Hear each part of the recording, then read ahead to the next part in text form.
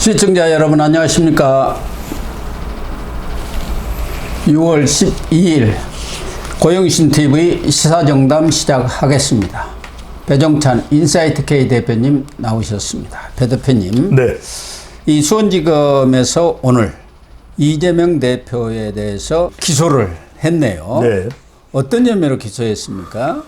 바로 이 쌍방울 대북송금에 대해서 검찰은 이미 이화영 전 부지사를 수사할 때도 17차나 보고됐다. 핵심은 이겁니다. 검찰이 기소한 이유는 바로 제3자 뇌물 혐의인 것이고요. 그러니까 500만 불, 그렇습니다. 또 그리고 300만 불, 합쳐서 800만 불이면 한 100억 원 정도 되지 않습니까? 그렇죠. 그걸 지금 수혜자가 이재명 대표다. 그래서 그렇죠. 제3자 뇌물죄를 지금 그렇습니다. 적용한 제3자는 직접 받은 것은 아니지만 그 효과를 볼 수 있다는 의미에서 북한에 돈이 전달된 것이고, 그렇죠. 핵심은 이 이화영 전 부지사가 지난 시간에 우리가 다뤘습니다만 인지를 했는지 여부가 핵심 아니겠습니까? 이런 얘기를 합니다. 보고는 17차례 받았는데 기억이 안 난다는 거예요. 근데 제가 시청자분들께 여쭙고 싶은 게 있습니다. 그러니까 우리가 수많은 보고를 받을 수는 있습니다. 어떤 장애 자리에 있으면.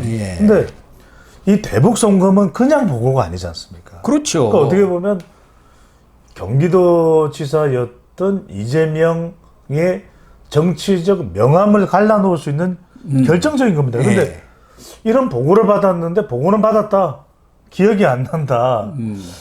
이건 정말 상식적으로, 그러니까 법 상식을 떠나서, 그래서 제가 드리는 말씀이에요. 말이 안 된다는 것이고, 그리고 심지어는 지난번에 고 박사님도 말씀드렸듯이 김성태가 전 쌍방울 회장 조폭 출신입니다.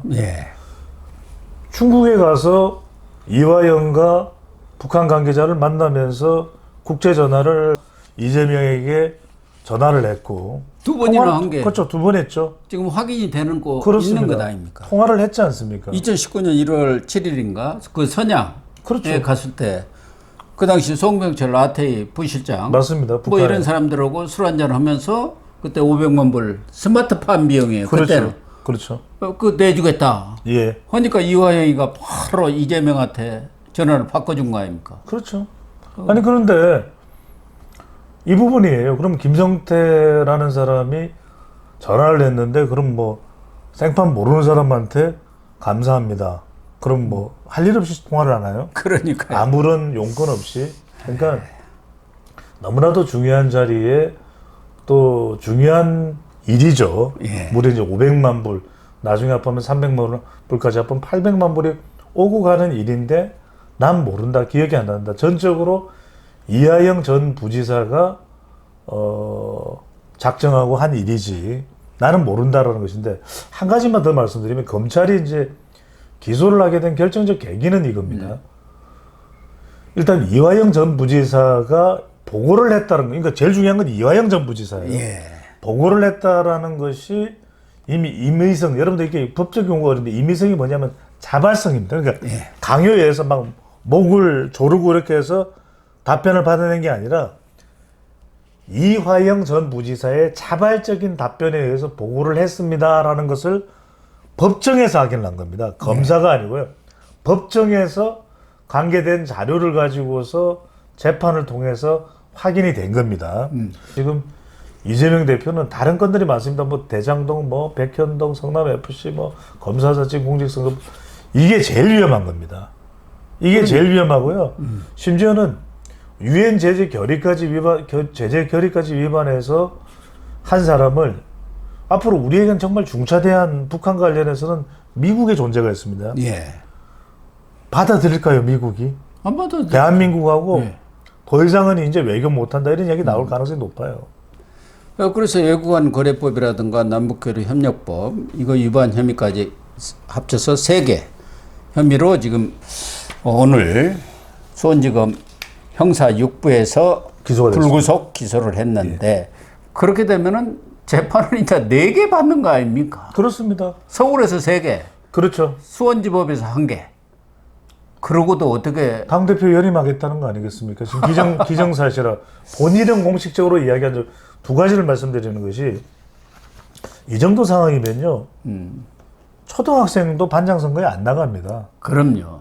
그런데 지금 국민 여론도 반대가 높아요. 그렇지 않습니까? 예. 그런데 그동안 이재명 대표는 이 이화영 재판에 대해서는 아주 침묵을 지켰는데 11일 밤에 유튜브에 이 쌍방울 불법 대북 송금 사건과 관련해서 글을 하나 올렸는데 검찰이 사건을 조작하고 사건의 핵심 증인 중 한 명인 안부수 아태엽 회장이 법정에서 허위 준수를 했다는 그 뉴스타파 보도를 근거로 해가지고 이것은 사건 조작 모해 위증 의혹이 있다 이런 글을 올렸어요. 그렇죠. 그러니까 검찰이 조작을 했고 이 모해 위증 위증을 거짓으로 지금 만들어낸 것이다 이런 주장인데 지금 신진욱 부장판사가 이 1심 판결문에 전체 내용이 292페이지 아닙니까? 약 300페이지 되죠? 예, 300페이지 되네요. 이 내용을 보면은 거기서 이재명 언급이 그러니까 경기도지사 이재명과 관련한 언급이 수백 번이에요. 104번이나 나와가지고 104번, 네. 이게 사실상 이재명 판결문이나 다름이 없다. 이런 얘기가 지금 나오고 있는 상황 아니겠습니까? 그러니까 이 대북 송금 사건의 몸통은 다른 사람 아니고 다른 사람들은 다 깃털들이고 몸통은 이재명이다. 그런 말이거든요. 그렇죠.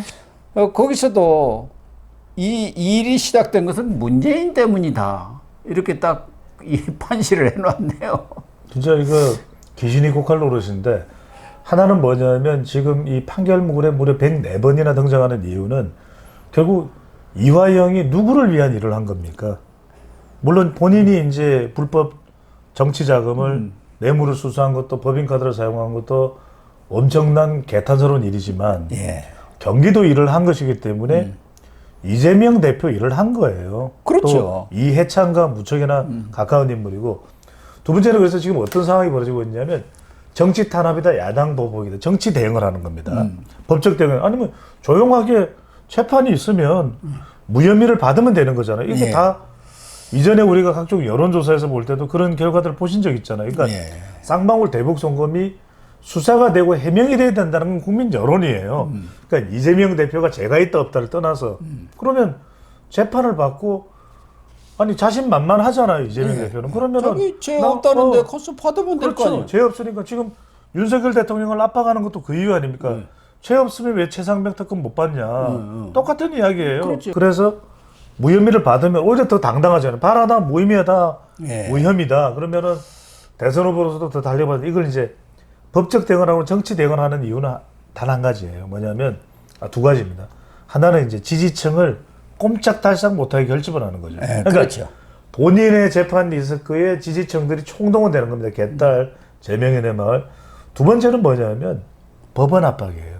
지금 김동완 판사는 뭐냐면 뭐 법원도 뭐 해야 된다 뭐 이런 이야기를 해요.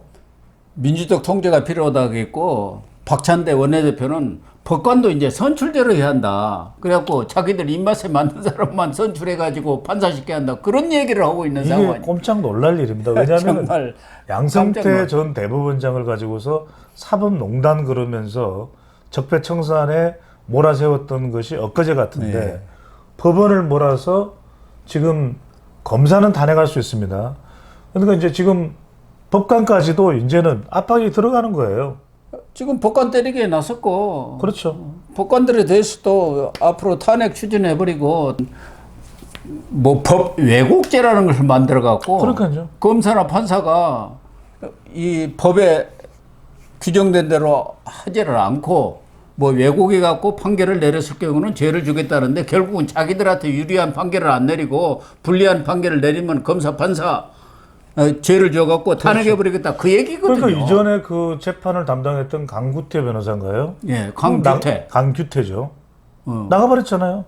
선거법 재판하다가 지금 거의 1심을 판결을 내려야 하는데 얼마나 부담이 나가버렸잖아요. 됐으면 사퇴를 했겠습니까? 여러분들 기억나실 겁니다. 다들 공직선거법 1심만큼은 대부분 총선 전에 나온다는 이야기 많이 했거든요. 예. 근데 그것조차 나오지가 않을 정도면 이 재판이 어디까지 질질 끌려갈지 몰라요. 연장될지 모르는데. 자, 여기서 제가 드리고 싶은 말씀은 저도 깜짝 놀랐어요. 오늘 제가 다른 방송에 유튜브에 나가서 한 패널이 나와서 정말 어처구니 없는 이야기를 하길래 무슨 얘기를 해요? 제가 아까 좀 전에 하신 말씀 그거예요. 그러니까 이 이재명 대표의 대북 송금이 이재명이 잘못이 아니다. 문재인의 잘못이다 이 이야기를 해요. 아니, 그러니까 2018년 9월에 남북 정상회담이 그렇죠. 평양에서 있었지 않습니까? 그때 박원순하고 최문순 광원지사만 데리고 가고 경기지사 안 데려갔죠. 같은 접경 지역에 있는 맞습니다. 이재명이는 안 데리고 가니까 이화영이를 바로 그 다음 달에 10월에 북한에 2번이나 보내가지고 뭐 6개항 합의 내용을 가지고 오지 않습니까? 그래가지고 이화영이가 와서 이 기자회견까지 해가지고 이 합의 사항을 실천하는 것을 협약을 맺기 위해서 경기지사가 이재명 지사가 방북을 한다. 그래서 그렇죠. 그때 연내에 그러니까. 이재명 방북한다는 기사가 언론에 다 보도가 됐어요. 그래서 그 기사가 있고 다 주목을 받았던 거잖아요. 예. 다 우리가 보는 사람 입장에서는 평화부지사가 한 일인데 지사는 모른다고 그게 이야기해요. 말이 되는 그리고 또 그것도 지금 와서는 아 그거 내가 한 거 아니다.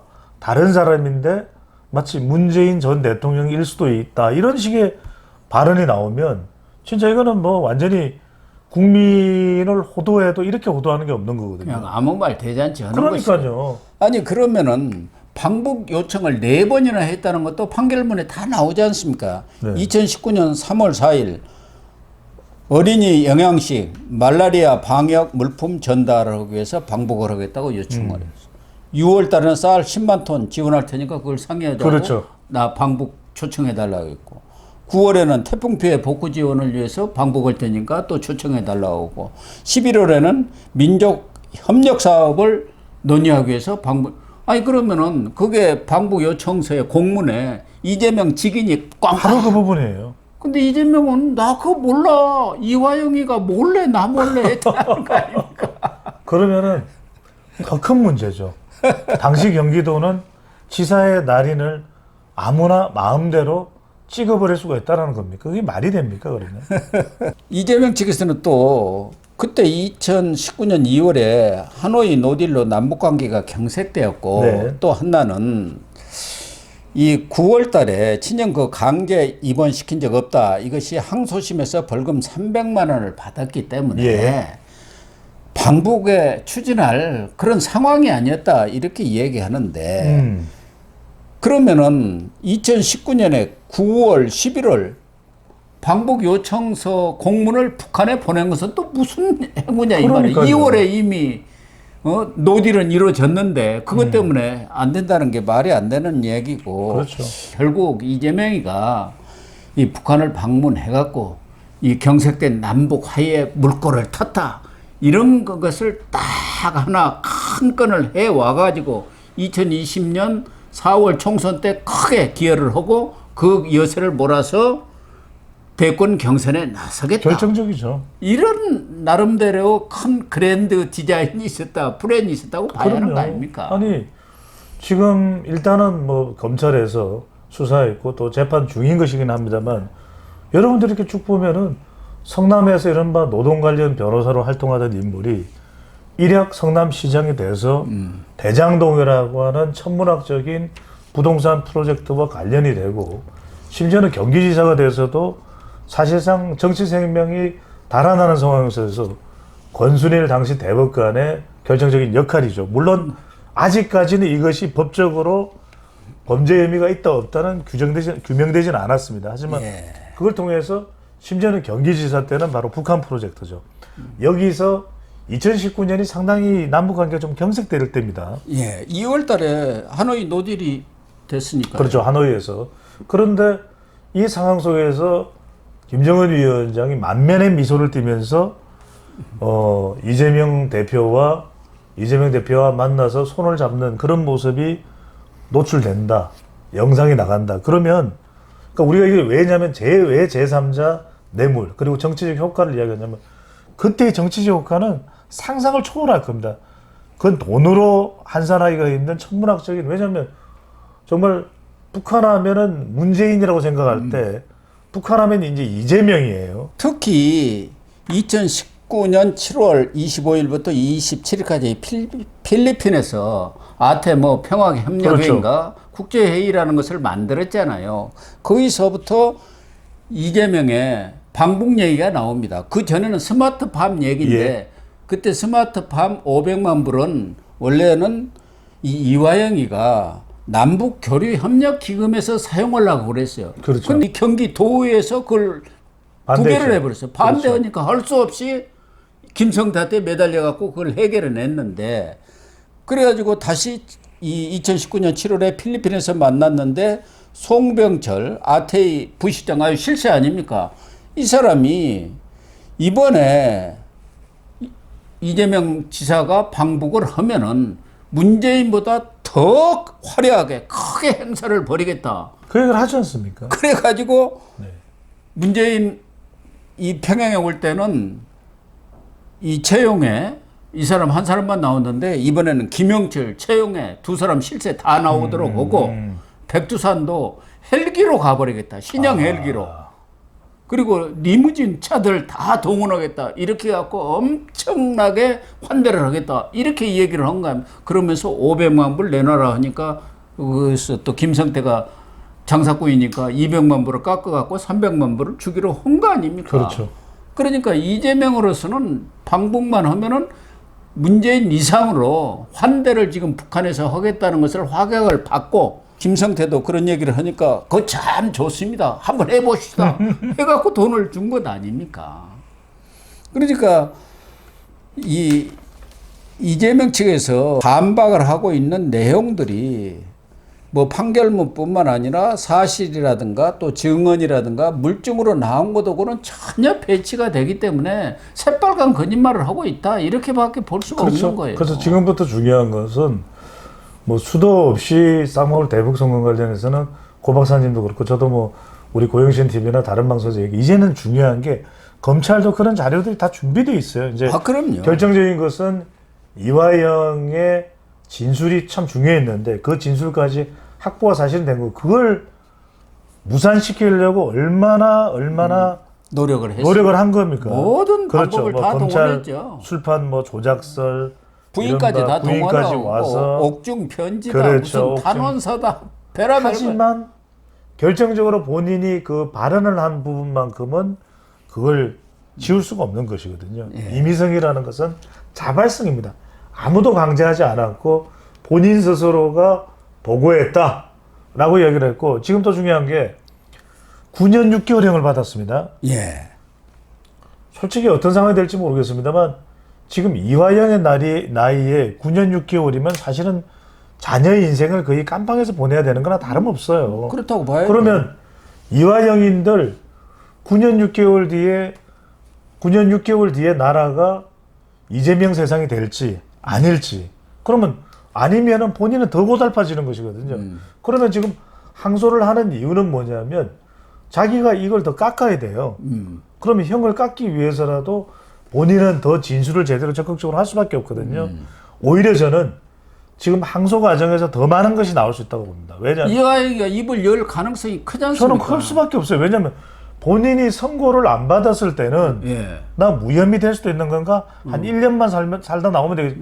9년 6개월이 그리고 추징금 그 다음에 벌금 그거 어떻게 할 겁니까? 그 돈까지 다 추징이 되고 나면 어쨌거나 그게 추심이 될 겁니다. 법적으로 집행에 들어가는 겁니다. 집달리를 통해서. 그러면은 사실상 경제활동도 못해요. 그러면 이화영이 제일 좋은 방법은 뭡니까? 다 보고했고 이재명 대표가 당시 경기지사 할 때 예스해서 내가 했다. 이런 답변이 나올 가능성이 저는 열려 있다라는 거죠. 그렇습니다.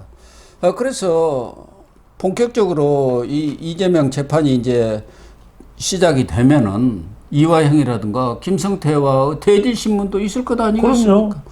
그래서 이화영이가 지금 9년 6개월을 받았어요. 그러면은 이재명에는 제3자 뇌물죄로 1억 이상이면 10년 이상 아닙니까? 죄가. 그렇죠. 이건 100억이 넘어요. 그렇지 않습니까? 그렇죠. 800만 불이니까. 엄청난 돈입니다. 지금 정상적으로 판결을 내리면은 법조계에서는 최하 20년은 받을 것이다. 이건 몸통 아니냐, 이 사람은. 그렇죠. 몸통. 아니 그래서 정범도 9년 6개월을 받았는데. 그래서 바로 그겁니다. 그래서 지금 두 가지를 제가 말씀드릴게요. 왜냐하면 그동안 입을 꼭 다물고 있던 이재명 대표가 사건 조작이다, 모해 위정 의혹이다 입을 열었어요. 예. 이게 뭐겠습니까? 이거 지금 날 죽이려고 하는 거다. 그거죠. 총 걸기에서 탄핵으로 가자. 그걸 이제 그쪽으로 연결을 하는 겁니다. 이건 뭐 안 봐도 비디오인 거죠. 특히 이재명 측에서는 이건 원래 쌍방울하고 북한 측이 짜고 이 주가 조작을 하기 위해서 돈을 주었는데 그걸 내가 북한에 방북하기 위해서 준 돈이라고 이렇게 조작을 했다. 이게 지금 핵심이거든요. 그렇죠. 국정원 자료도 그때 그게 있지 않느냐 이걸 주장하는 거죠. 그러니까 국정원의 그 정보원인 김모 씨가 국정원한테 북한 공작원 리오남한테 들으니까 이러이러한 얘기가 있습니다. 예. 그래가지고 거기서 주가 조작을 하면은 매월 한 50억씩 자기들이 받아가기로 했다. 이런 얘기가 있는데 법원에서는 이걸 전부 탄핵을 한 거죠. 왜 그러냐. 주가 조작을 하려면은 그런 근거가 있어야 하는데 우선 이런 정보가 들어왔으면 국정원에서 그것에 대해서 맞는지 검증 그렇죠. 노력이 있어야 하는데 전혀 검증 노력이 없었다는 것이고 둘째는 주가 조작을 하려면 그 나노스 뭐 주식을 매각을 했다든가 거기서 수익을 그렇죠. 얻었어요. 그게 전혀 없다는 거예요. 전혀 없었고 그리고 수익금을 조성하기 위한 어떤 구체적인 방법들 노력이 전혀 없었다. 단지 이 정보원 국정원에 그 사람의 진술뿐인데 그것이 구체성도 없고 신빙성도 없기 때문에 이것을 어떻게 받아들일 수가 있겠느냐. 또 하나 재판부의 판단이거든요. 중요한 것은 방금 이제 고 박사님 말씀하신 대로 나노스크는 나노스크죠. 그러니까 나노스라는 것이 이른바 이제 쌍방울 생명 공학인가요? 하여튼 예. 그 회사를 통해서 이제 북한에서 이런 사업을 하기로 했다라고 하면 이제 주가가 올라갈 수 있겠죠. 뭔가 예. 새로운 뉴스가 들어왔으니까. 근데 방금 전에 말씀하셨던 대로 실제 그런 과정들과 내용을 따져보면 그런 연관성이 없더라는 것이고 그런 걸 규명하려고 하는 국정원 내재 노력. 아니 다른 것도 나서 대북 송금은 더군다나 별개잖아요. 대북 송금하고 주가 조작하고 아니 그러니까 방북에 대한 대가로서의 대북 송금하고 주가 조작하고 무슨 상관이 있습니까? 그건 더군다나 상관이 없는 거잖아요. 그건 오히려 쌍방울이라고 하는 민간 기업이 대납을 해줬다면 이게 더 큰 문제가 되는 거죠. 그러니까 전혀 다른 주제예요. 어쨌든 이 조희대 대법원장이 강조하고 있는 것이 신속한 재판이니까 예. 이재명 재판도 특히 이 대북 송금 사건 이것은 뇌물죄 아닙니까? 맞습니다. 사례금을 뇌물로만 변경돼 갖고 지금 제3자 뇌물죄가 되는 거니까 신속하게 예. 재판을 해가지고 따르면 올해 안에라도 예, 올해 1심 안에 판결이 좀 나오도록 해야 할 것 같습니다. 최종심까지도 내년 예. 뭐 중반까지는 나오면 좋겠습니다. 이게 뭡니까 나라권이?